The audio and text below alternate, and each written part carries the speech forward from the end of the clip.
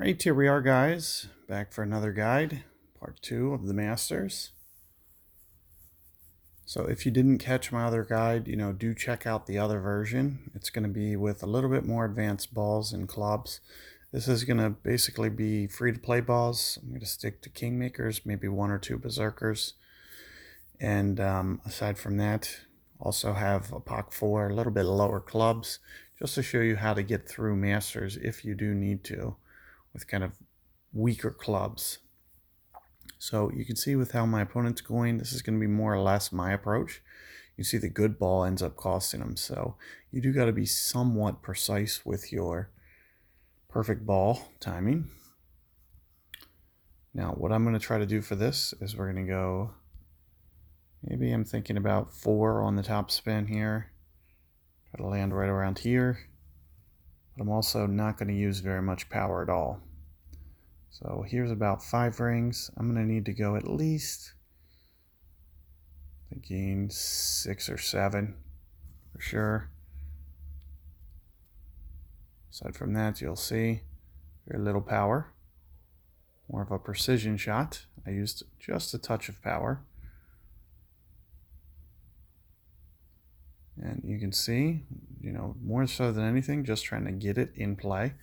And if I do use power, it's going to go too long. So you'll need to back off some of the top spin. That is another approach, but I'd rather just kind of focus on almost, just a regular perfect ball. Maybe just, I used a ring or two of power, not very much. And, but you can see we'll put ourselves in good shape here.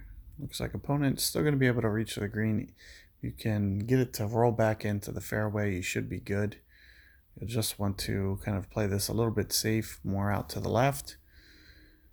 Try to not get too aggressive on the bunker. The good ball should be okay again. Biggest thing is distance control. And you can see pretty much had it, but it was just a little bit too conservative. You just want to make sure you don't go long there. But you'll see, so that makes things tougher.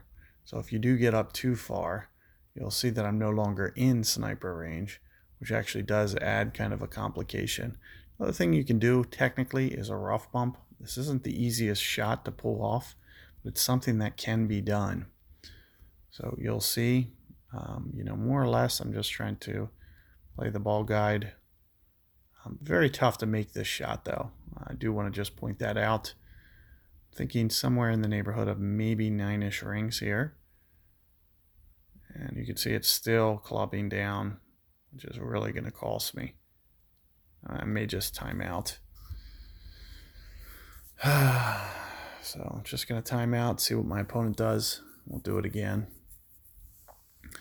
Because I didn't expect to have to be in between clubs there.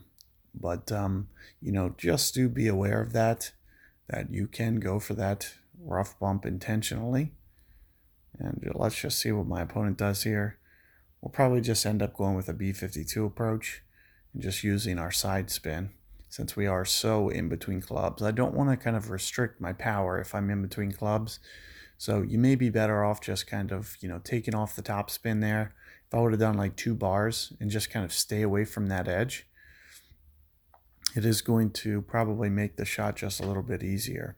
Another thing that we can do is we can bring Guardian intentionally and just go with a full backspin a shot. So it's a little bit tougher to do with Sniper. I think it can be done technically, but as I mentioned, it just is a little bit tougher.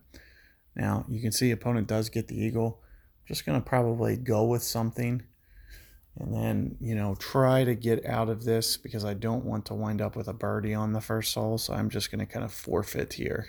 But another option that you have, as I mentioned, this is something you can do easier with a Guardian, but something that we can still do is just try to play the wind effect, play this slope.